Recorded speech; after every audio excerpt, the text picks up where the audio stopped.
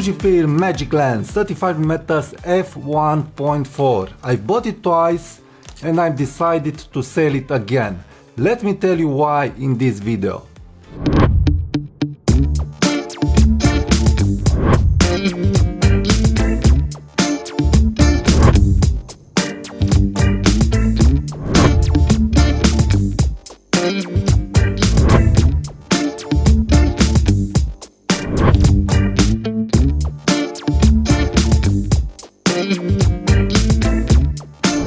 Hi there, my name is Tudor Matescu and I want to tell you that I've had this lens from 2019, so at least 3 years from this moment, and when I first bought it I've used it on Fujifilm X-C2S.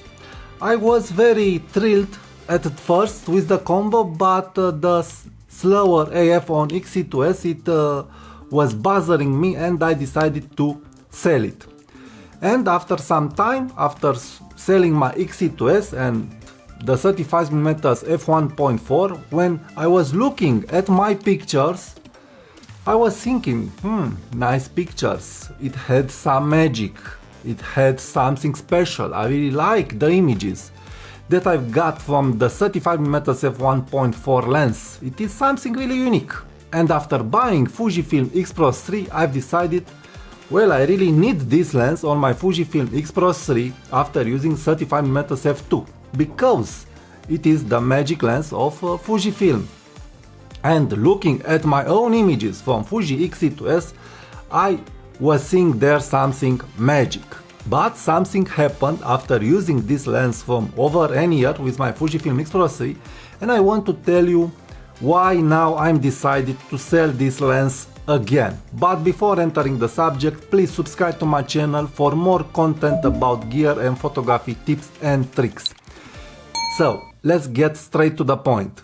The first point, yes, the lens, it is magic. It has something special.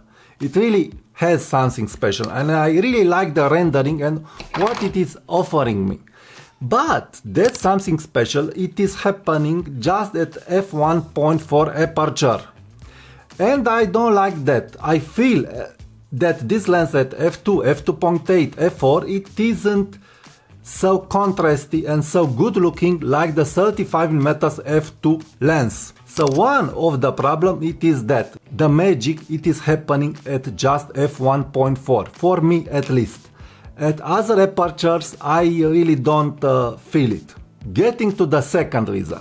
The second reason, it's about the lenses, the other lenses that I have. I have that 35mm f2 lens that I really appreciate for what it is. At f2 it is excellent, and I feel I like more the portraits that I'm doing with this lens. And it's not just about that. This lens has a better aperture ring. This lens has better contrast and better resolution from my point of view, and has also weather sealing. So this lens, it is always on my Fujifilm X Pro 3. I use it more than 35mm f1.4. So the best lens is the lens that you have on you. So this is the second reason for what I'm thinking to sell the 35mm f1.4. The magic of this lens at f1.4, it isn't sufficient to convince me to use it more than 35mm f2. And another reason it is again that I have a full frame lens, not a super ultra excellent full frame lens, but a very affordable full frame lens, the 45mm f1.4 from Samyang on Sony. And that cheap lens and that plasticky lens, because it is a plasticky lens, I feel I get better results, sharper results, and enough magic in that results that I can bypass this lens. So the second reason for what I am deciding to sell this lens is the fact that I have other lenses that I feel that are working better with my style of photography. The third reason it is the fact that I don't like the AF. The AF, it is not too precise, and this I don't like. It is fast, but it's not too precise.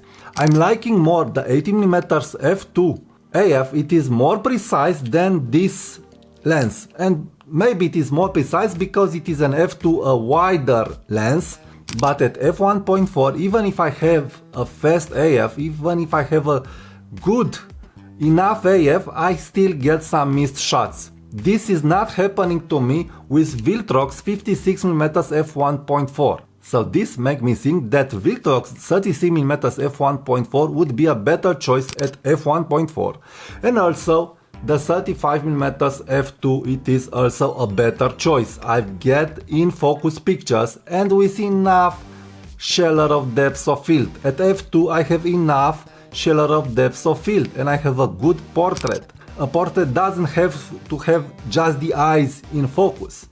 The nose is important to be in focus and other facial expressions. So again, the 35mm f2, it is checking the boxes regarding the AF and the portrait results that I get from this lens. Other points that I don't like about this lens, it is the lens hood. I like the lens hood, I like how it looks, but it adds a little volume. The volume, it is there, I feel it.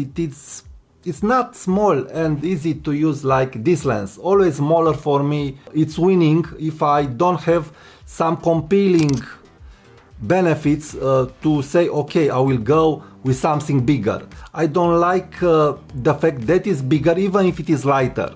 So for me it is important to have some small camera with some small lens. Not only a light camera with a light lens. It is important to be also small in the hand and have a small footprint. And the last reason is the fact that it's not weather sealed. So again, being not weather sealed, it means I can't take this combo when it is raining, when it is snowing. I can take it, but again, having this lens that it is weather sealed, that it's having such good AF, such good image quality and such a small footprint, having this lens that is checking all the boxes, it makes me take with me always this lens. And when I'm on the streets and when I want to do portraits or my family portraits, I always go with this lens. The only reason when I'm deciding to use this lens, it is when it is darker outside and I need that f1.4 for the light. Conclusions. The reality is that from my point of view, in these present times, we have better lenses than this one. We have Fuji's own lens, the 30mm f1.4 lens. Yes, that lens, it is bigger, it is heavier, it's not cheap, but the volume, it is a little more than that, but you get a very good lens, a weather seal lens, magic lens, fast AF lens, a lens that will perform at f1.4 in every condition that you want it to perform. And this lens, it doesn't do that. Also, if you don't want to spend the money on the Fujifilm lens, I guess the Viltrox 30mm f1.4 or Tokina 33mm f1.4 are better choices because they have that magic because of the glass, of the vintage glass that they are using. They have very good AF, silent AF, and the weight, it is not such a big problem, and also the volume, it's almost there. And another good point, it is the fact that these lenses are a 33mm lenses, so this means you get a 50mm field of view, a wider field of view than this lens, a more suitable field of view for documentary photography, for contextual portrait photography, a more versatile lens if you ask me. So even if I like this lens at f1.4, all the reasons that I've talked in this video are making me think to sell it and invest in another lens, or just keep this 35mm f2 lens and use it on my Fujifilm X Pro 3 because it is the smallest one, because it is weather resistant, because it has amazing image quality, and I really don't need so much depth of field for documentary photography, for contextual portrait photography. And if I want to get shallower depth of field, I can get closer with this lens and I can obtain that shallower depths of field. So this lens, it's really one lens to rule them all if you don't have the need of that f1.4 or of that bigger lenses. And one more important thing to point out, it is the fact that again, I feel this lens, it delivers more at different aperture. And this lens, it's not. This lens, it delivers some magic at f1.4, and at the other aperture values, I don't feel nothing special.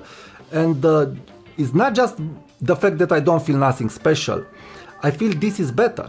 I don't like the f2, f2.8, f4 and so on rendering from this lens. I like it more from this lens. I don't know why, but from my experience, for a long-term use, I feel that this lens, it delivers me all the image quality, all the ergonomics, all the homogeneous that I need.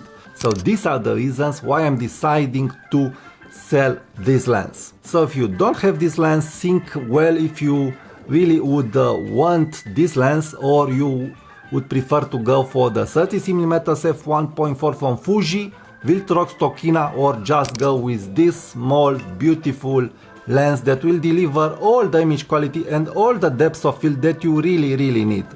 The only problem that you will have with this lens, it is in low light. So in low light, in darker situation, better be attentive to your ISO and to your shutter speed, and you will be able to work with this lens.